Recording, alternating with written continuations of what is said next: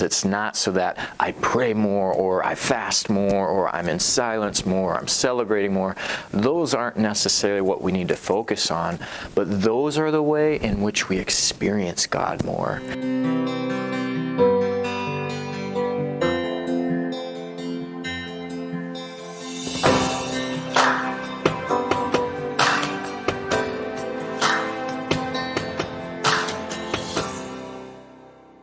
Hello, Grace family, and welcome back to our midweek check-in.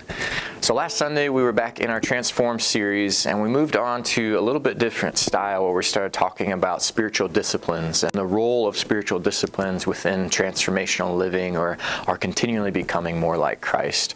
And so last Sunday, we were in Matthew chapter 6. We talked about prayer and fasting and really looked at the purpose of prayer and then what Jesus had to say about fasting in that chapter as well.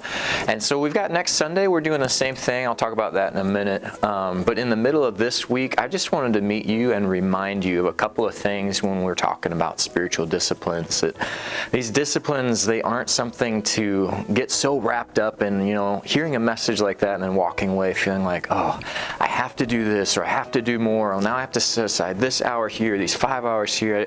I don't want you to get so wrapped up in all of the doing.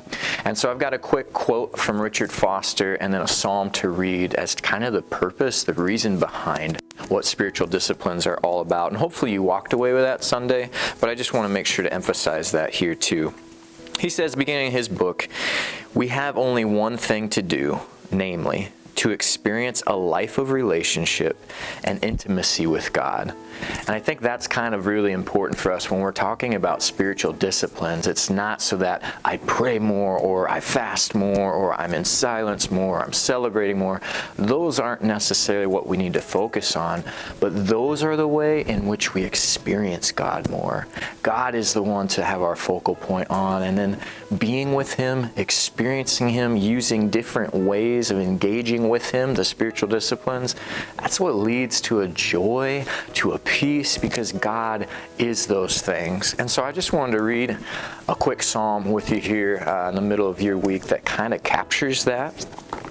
This is Psalm 43, and it's the first 4 verses. It says, "Vindicate me, O God, and defend my cause against an ungodly people. From the deceitful and unjust man, deliver me. For you are the God in whom I take refuge. Why have you rejected me? Why do I go about mourning because of the oppression of the enemy? Send out your light and your truth. Let them lead me. Let them bring me to your holy hill and to your dwelling." And here's verse 4 where it really locks in. "Then I will go to the altar of God, to God my exceeding joy, and I will praise you with the lyre, O God, my God." So in the middle of all this chaos, in the middle of enemies, in the middle of just a hard life, we get to verse 4, and it says, "I will go to the altar of God, to God my exceeding joy." And I think that captures well, in the middle of everything that we have going on in our hurried life, the spiritual disciplines are meant for a way for us to go to God as we recognize Him and Him alone is our exceeding joy. And so that's kind of the whole goal here. It's just to be with God, to enjoy Him more.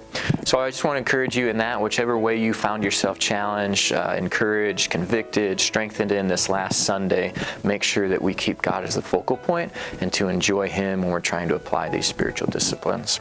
So this next Sunday, we're going to continue on. We're going to talk about a couple more spiritual disciplines in studying God's Word and then in solitude. And I think we're going to find some real refreshing insight in our culture and time today, how those things can lead us to experiencing God and being full of joy, because God is our joy. So I look forward to doing that alongside you this Sunday. Have a great rest of your week, and we'll see you back here Sunday morning at 9 a.m.